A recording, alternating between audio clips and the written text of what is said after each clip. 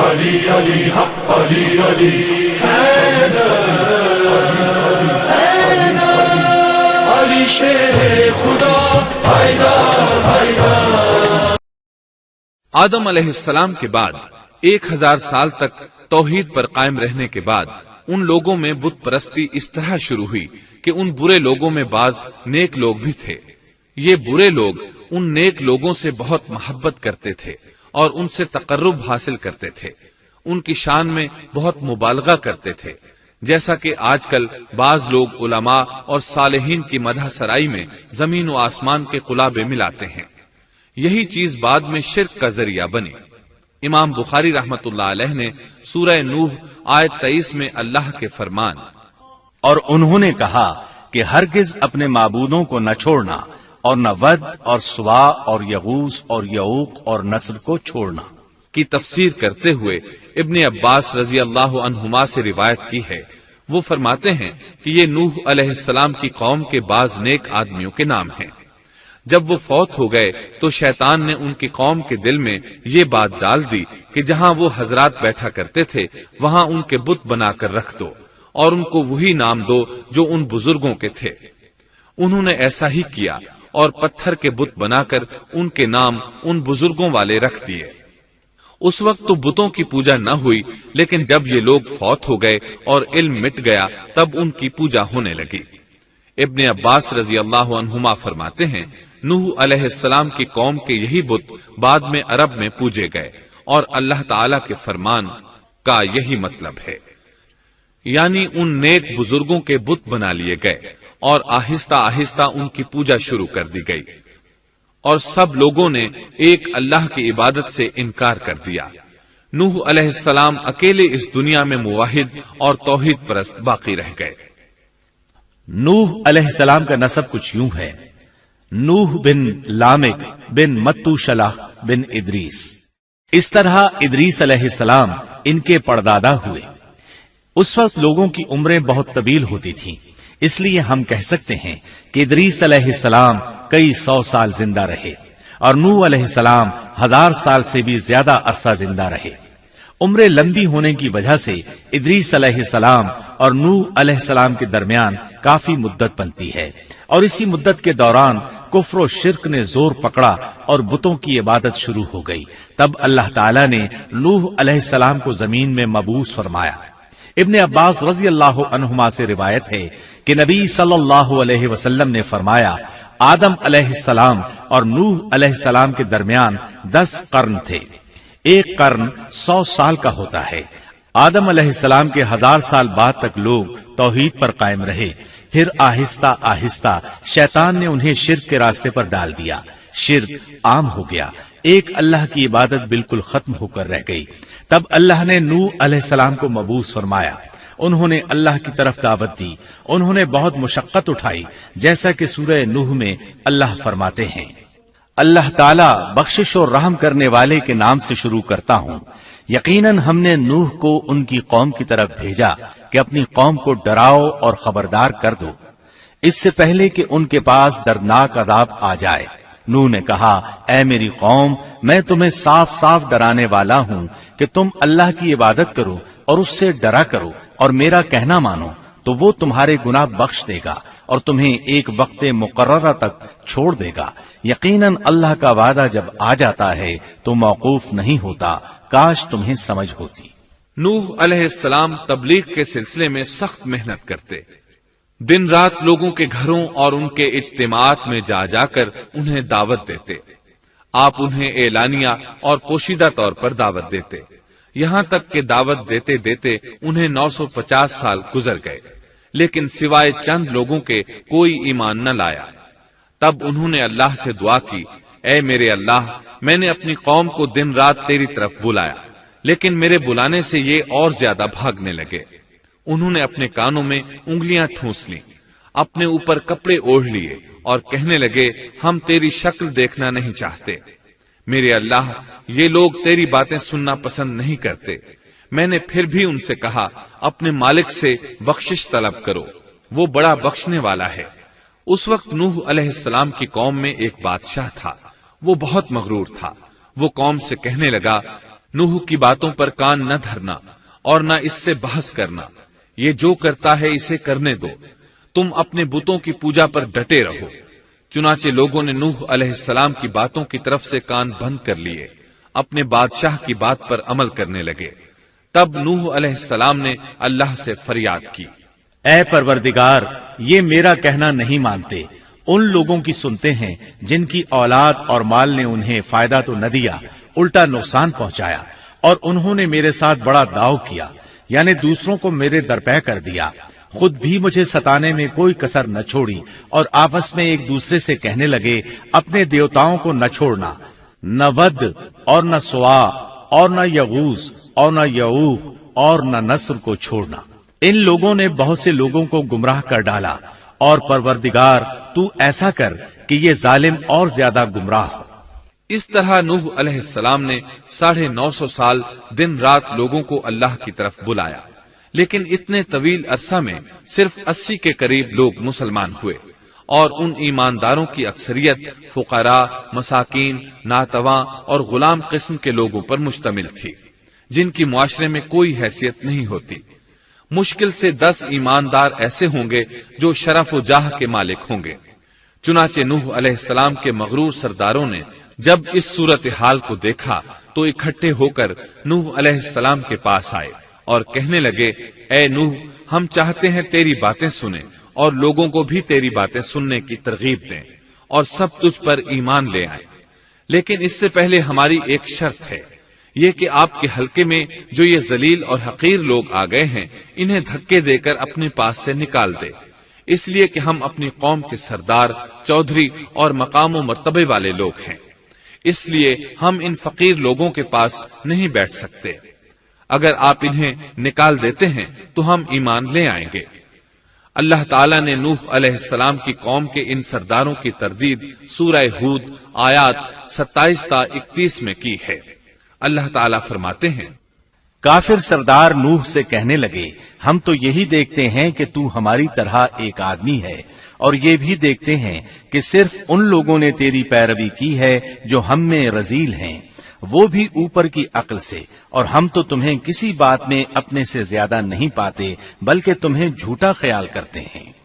नूह ने कहा, ऐ सरदारो, बतलाओ तो सही, अगर मैं अपने रब की तरफ से जो दलील आई है उस पर कायम हुआ और उसने अपनी मेहरबानी से मुझे सरफराज किया और तुमसे वो छुपी रही, तो क्या जबरदस्ती मैं उसे तुम्हारे सर मंड दूंगा, हालांकि तुम इससे बेजार हो। मेरी कौम वालों, मैं तुमसे इस पर कोई माल नहीं मांगता, मेरा सवाब तो सिर्फ अल्लाह ताला के यहाँ है। न मैं ईमानदारों को अपने पास से निकाल सकता हूँ, उन्हें अपने रब से मिलना है, लेकिन मैं देखता हूँ कि तुम लोग जहालत की बात कर रहे हो। मेरी कौम के लोगों, अगर मैं इन मोमिनों को अपने पास से निकाल दूं तो अल्लाह के मुकाबले में मेरी मदद कौन कर सकता है? क्या तुम कुछ भी गौर व फिक्र नहीं करते? मैं तुमसे ये नहीं कहता कि मेरे पास अल्लाह के खजाने हैं और मैं गैब का इल्म भी नहीं रखता, न मैं ये कहता हूँ कि मैं कोई फरिश्ता हूँ, न मेरा ये कौल है कि जिन पर तुम्हारी निगाहें जिल्लत से पड़ रही हैं, अल्लाह ताला उन्हें कोई नेमत देगा ही नहीं। उनके दिल में जो है अल्लाह उसे बखूबी जानता है। अगर मैं ऐसी बात कहूँ तो यकीनन मेरा शुमार जालिमों में से होगा। इस पर नूह अलैहिस्सलाम की कौम और अकड़ गई और वो कहने लगे, ए नूह, बस बहुत हो गया, तूने हमें बहुत डरा धमका दिया। अब अगर तू सच्चा है तो जिस चीज का वादा तू हमसे करता था उसको ले आ। नूह अलैहिस्सलाम ने उनकी बात सुनकर कहा, अजाब लाना तो अल्लाह का काम है, अल्लाह को कोई आजिज नहीं कर सकता, और जब उसका अजाब आ जाएगा तो कोई भाग नहीं सकेगा।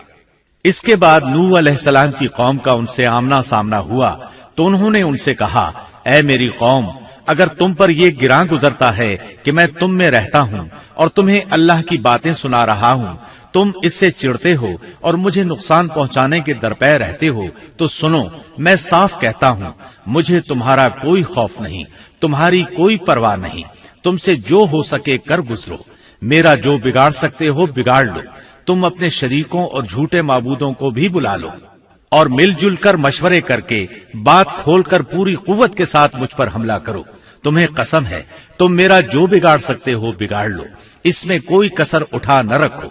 मुझे बिल्कुल मोहलत न दो, अचानक मुझे घेर लो, मैं बिल्कुल बेखौफ हूँ, इसलिए कि तुम्हारे रास्ते को मैं बातिल जानता हूँ। मैं हक पर हूँ, हक का साथी अल्लाह होता है, मेरा भरोसा उसी अजीम जात पर है, मुझे उसकी कुदरत की बड़ाई मालूम है। नूह अलैहिस्सलाम ने वाज़ेह अल्फाज में अपनी कौम को चैलेंज दिया, लेकिन किसी में ताकत न हुई कि वो नूह अलैहिस्सलाम का मुकाबला कर सके। चुनाचे कहने लगे, इसे छोड़ दो, ये मजनून और बेवकूफ है, नऊज़ु बिल्लाह। बहरहाल मामला इसी तर्ज पर चलता रहा, यहाँ तक कि साल हर साल गुजर गए, लेकिन कोई मुसलमान न हुआ। फिर पहाड़ पर रहने वाले लोग रोज बरोज बुराई में तरक्की करते चले गए, और जो लोग शुरू में ईमान लाए थे उनके अलावा और कोई शख्स ईमान न लाया। नूह अलैहिस्सलाम उन्हें मुसलसल दावत देते रहे, मगर बेअसर। यहाँ तक कि अल्लाह ताला ने नूह अलैहिस्सलाम की तरफ वही की कि अब कोई शख्स ईमान नहीं लाएगा। अल्लाह ताला सूरह हूद में फरमाते हैं, नूह की तरफ वही की गई कि आपकी कौम में से जो ईमान ला चुके हैं उनके सिवा और कोई अब ईमान नहीं लाएगा, बस आप उनके कामों पर गमगीन न हो। मतलब ये था कि आप गम न करें, अल्लाह का हुक्म अब पूरा होने वाला है। गौर फरमाएं, नूह अलैहिस्सलाम के जज्बे को देखिए। मुसलसल 950 साल तक दावत देते रहे, लोग उन्हें झुटलाते रहे, लेकिन फिर भी उनसे नाउमीद न हुए। अब जबकि अल्लाह की तरफ से वही आ गई कि उनमें से और कोई ईमान नहीं लाएगा और किसी में ताकत नहीं कि उन्हें हिदायत अता फरमाए, तो नूह अलैहिस्सलाम नाउमीद हो गए और उन्होंने अपनी कौम पर बद्दुआ की। इसका जिक्र अल्लाह ताला ने सूरह नूह आयात 26-28 में किया है। नूह ने कहा, ऐ मेरे परवरदिगार, तू रूए जमीन पर किसी काफिर को रहने सहने वाला न छोड़। अगर तू इन्हें छोड़ेगा तो ये यकीनन तेरे और बंदों को भी गुमराह कर देंगे, और इनके यहाँ जो औलाद होगी वो भी बदकार नाशुक्रे होंगे। ऐ मेरे परवरदिगार, तू मुझे और मेरे माँ बाप को और जो भी ईमानदार होकर मेरे घर आए और तमाम मोमिन मर्दों और औरतों को बख्श दे, और काफिरों को सिवाय हलाकत के और कुछ न दे। अल्लाह ताला फरमाते हैं कि जब नूह अलैहिस्सलाम ने हमें मदद के लिए पुकारा तो फिर हमने उसकी मदद की और उसे एक बड़ी कश्ती बनाने की वही की। लेकिन नूह अलैहिस्सलाम नहीं जानते थे कि वो इतनी बड़ी कश्ती कैसे बनाए, और न ही वो बढ़ई थे कि इस काम से वाकिफ होते। इसलिए अल्लाह ताला ने उनकी तरफ ये वही की कि हमारी आंखों के सामने और हमारी वही के मुताबिक एक कश्ती तैयार करो। अल्लाह ने वही के जरिए उनकी रहनुमाई की कि वो इस तरह करें, और मजीद तालीम के लिए जिब्राईल अलैहिस्सलाम को भेज दिया। वो उन्हें बतलाते गए कि इस तरह कश्ती तैयार करो। नूह अलैहिस्सलाम एक पहाड़ पर रहते थे, उनके इर्द गिर्द दरख्त नहीं थे, न पानी था। चुनाचे उन्होंने बहुत से दरख्त उगाए, फिर उनको काटा और पहाड़ पर बैठकर कश्ती तैयार करते रहे। आप बड़े बड़े तख्ते बनाते और लोहा लाते और उनसे कील तैयार करते, फिर उन कीलों को तख्तों में ठोकते, आपस में उन तख्तों को मिलाते, यहाँ तक कि एक बहुत बड़ी मजबूत और देव हैकल कश्ती तैयार हो गई। एक रिवायत के मुताबिक नूह अलैहिस्सलाम ने उसको 100 साल में तैयार किया। ये थी वो कश्ती जिसे नूह अलैहिस्सलाम ने अल्लाह की हिदायत के मुताबिक तैयार किया था। सूरतुल कमर आयत 13 में इरशाद होता है, और हमने नूह को उस कश्ती में सवार किया जो तख्तों और कीलों से बनी हुई थी। नूह अलैहिस्सलाम ने दावत का काम छोड़ दिया और कश्ती बनाने लगे।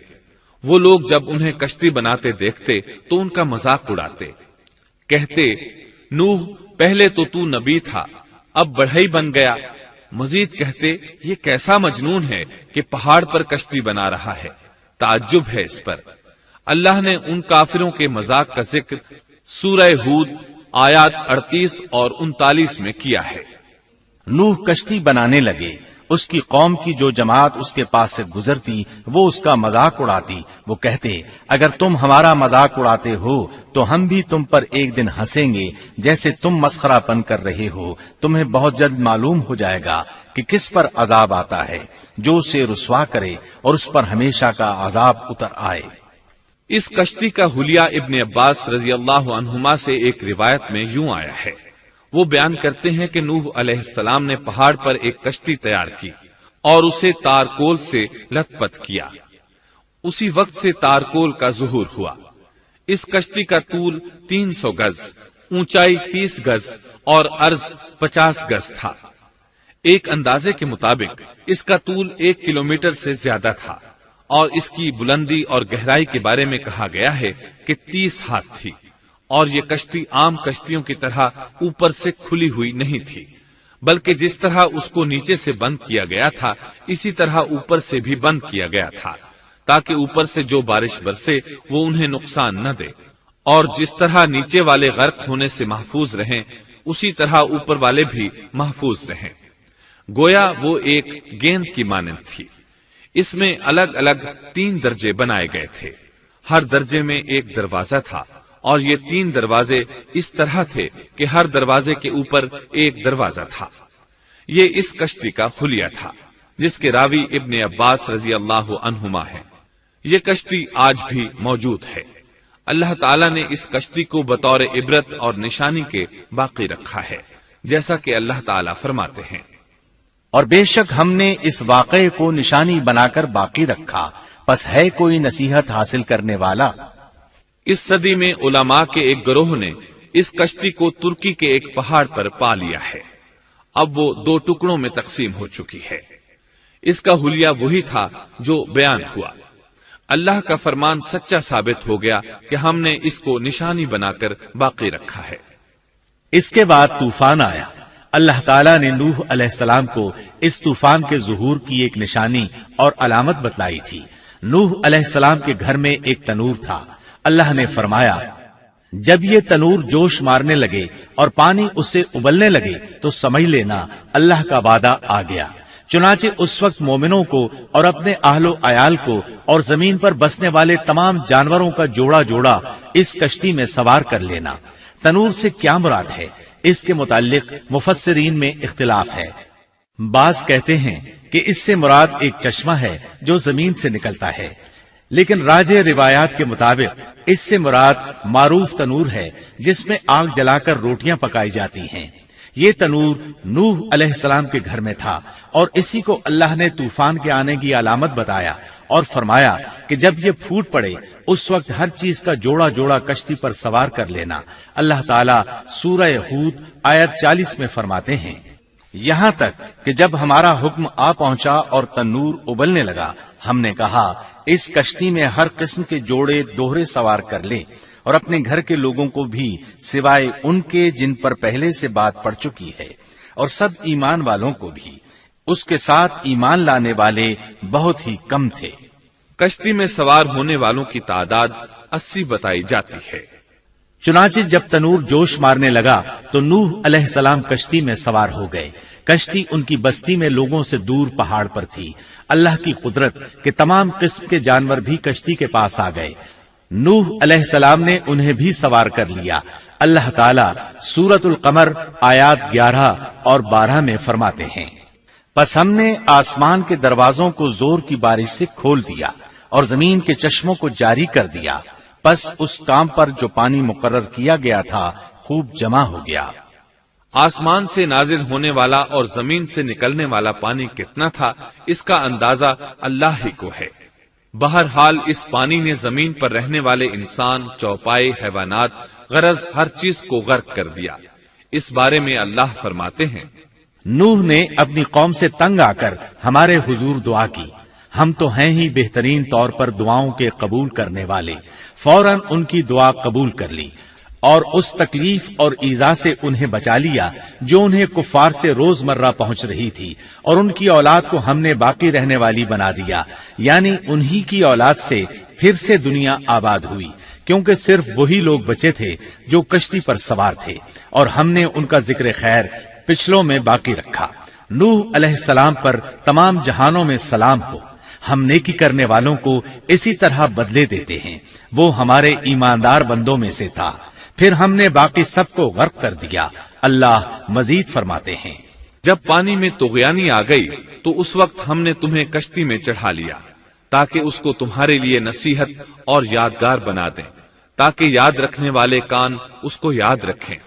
یعنی پانی اتنا زیادہ ہو گیا کہ اس سے تمام شہر، بستیاں، انسان اور جانور غرق ہو گئے، یہاں تک کہ پانی بلند پہاڑوں سے بھی اونچا ہو گیا، اور اتنے بلند پانی پر یہ کشتی نوح علیہ السلام اور ان کے ساتھیوں کو اپنے دامن میں سمیٹے اللہ کے حکم سے اور اس کی حفاظت میں پہاڑ کی طرح رواں دواں تھی، ورنہ اتنے طوفانی پانی میں کشتی کی حیثیت ہی کیا ہوتی ہے۔ نوح علیہ السلام کشتی میں سوار ہوئے اور انہوں نے اپنے ساتھیوں کو حکم دیا کہ وہ یہ دعا پڑھیں، اللہ ہی کے نام سے اس کشتی کا چلنا اور ٹھہرنا ہے، یقیناً میرا پالنے والا بڑی بخشش اور رحم والا ہے۔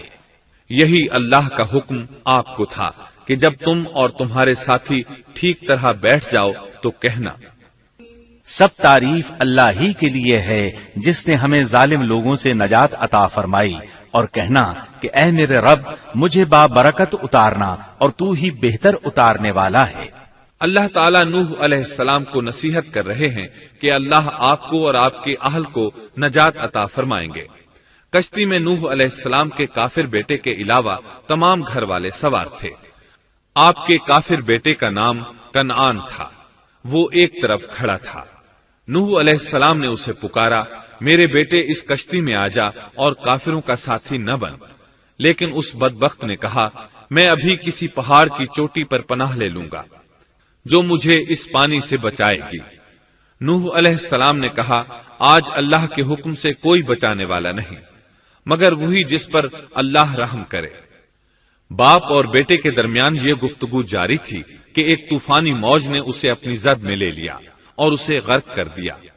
نوح علیہ السلام سے اللہ نے وعدہ کر رکھا تھا کہ اللہ تعالیٰ اس کے اہل کو نجات عطا فرمائے گا، چنانچہ جب آپ کی آنکھوں کے سامنے آپ کا بیٹا غرق ہو گیا تو وہ پکار اٹھے، اے اللہ، میرا بیٹا میرے گھر والوں میں سے تھا اور تو نے مجھ سے وعدہ کیا تھا کہ میرے گھر والوں کو نجات عطا فرمائے گا، اور تو تمام حاکموں سے بہتر حاکم ہے، لہذا ناممکن ہے کہ تیرا وعدہ پورا نہ ہو۔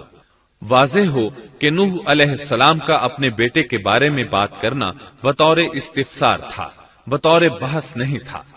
آپ وضاحت چاہتے تھے۔ اللہ تعالیٰ نے فرمایا، اے نوح، وہ تیرے اہل سے نہیں تھا کیونکہ وہ کافر تھا۔ کفر نسب کو ختم کر دیتا ہے۔ ایک مومن کا دوسرے مومن سے تعلق ایک مسلمان بھائی کے کافر بھائی سے تعلق سے زیادہ بڑا ہے، اور حقیقی اخوت وہ ہے جس کی بنیاد ایمان پر ہو۔ کفر تو نسبی تعلق کو کاٹ دیتا ہے، اس لیے اللہ نے یہ نہیں فرمایا کہ وہ کافر ہے، بلکہ یہ فرمایا کہ وہ تیرے اہل سے نہیں ہے۔ ہمارے لیے بھی یہی حکم ہے، کسی مومن کا کافر کے ساتھ رشتہ نہیں ہو سکتا۔ اس کے ساتھ اللہ نے نوح علیہ السلام کو نصیحت فرمائی کہ آپ ہرگز وہ چیز نہ مانگیں جس کا آپ کو مطلقاً علم ہی نہ ہو، اور ہم آپ کو نصیحت کرتے ہیں کہ جاہلوں میں اپنا شمار کرانے سے باز رہیں۔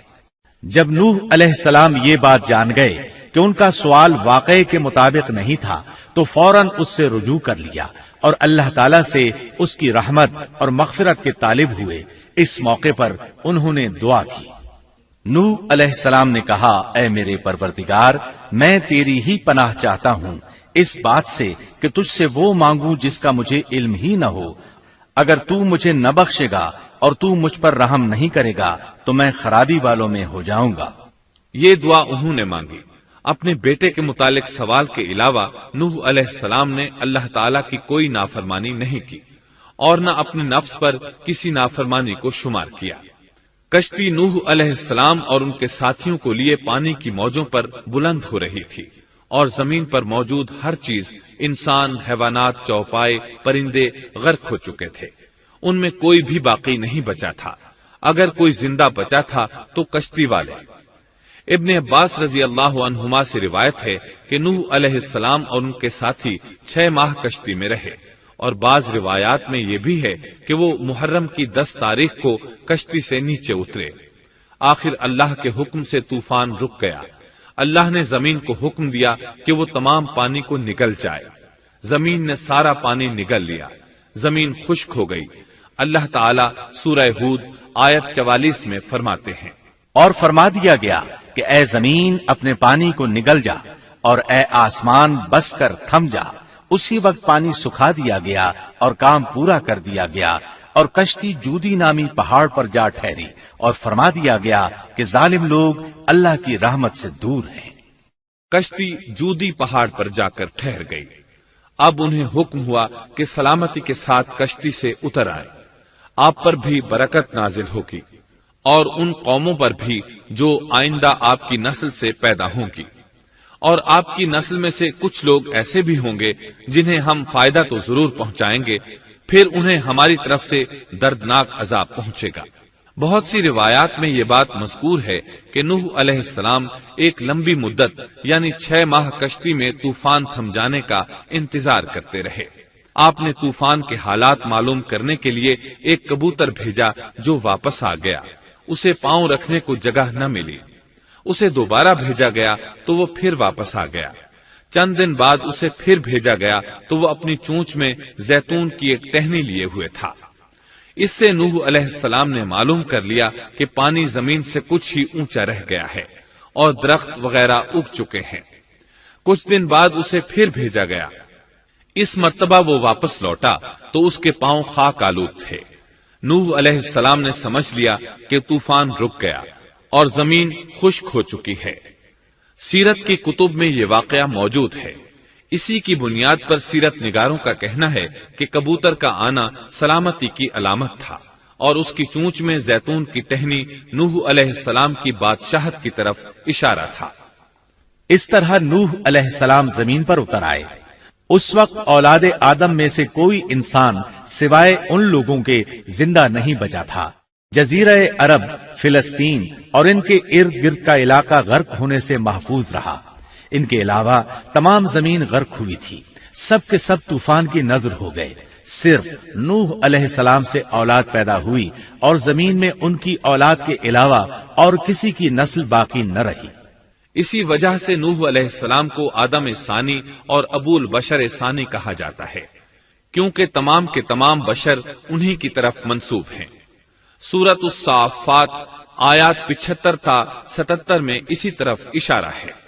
اور ہمیں نوح نے پکارا تو دیکھ لو کہ ہم کیسے اچھے دعا قبول کرنے والے ہیں۔ ہم نے اسے اور اس کے فرمانبرداروں کو اس زبردست مصیبت سے بچا لیا۔ اس کی اولاد ہم نے باقی رہنے والی بنا دی۔ ایک دوسرے مقام پر اللہ تعالیٰ دیگر امم اور رسولوں کے متعلق کلام کرتے ہوئے فرماتے ہیں، اے ان لوگوں کی اولاد جنہیں ہم نے نوح کے ساتھ چڑھا لیا تھا، وہ ہمارا بڑا ہی شکر گزار بندہ تھا۔ نوح علیہ السلام کے 3 بیٹے تھے، سام، حام اور یافس۔ سام کی نسل زیادہ تر سفید رنگت کی تھی اور بہت کم لوگ ان میں سیاہ فام تھے، البتہ کچھ ان میں گندمی تھے۔ حام کی اولاد کی اکثریت سیاہ فام تھی، ان میں بہت کم لوگ سفید رنگ کے تھے، اور یافس کی اولاد سرخی مائل رنگ کی تھی۔ عرب اور بنو اسرائیل سام کی اولاد ہیں، تمام حبش حام کی اولاد ہیں، ترک اور مشرقی ایشیا کے لوگ یافس کی اولاد ہیں۔ طوفان کے بعد نوح علیہ السلام اللہ کے بندوں میں 350 سال تک زندہ رہے، اور وہ اللہ کے قول عبدن شکورن کے مصداق تھے۔ پھر نوح علیہ السلام فوت ہو گئے۔ راجح ترین روایات کے مطابق آپ مکہ میں دفن ہوئے۔ ایک دوسری روایت کے مطابق آپ لبنان میں دفن ہوئے۔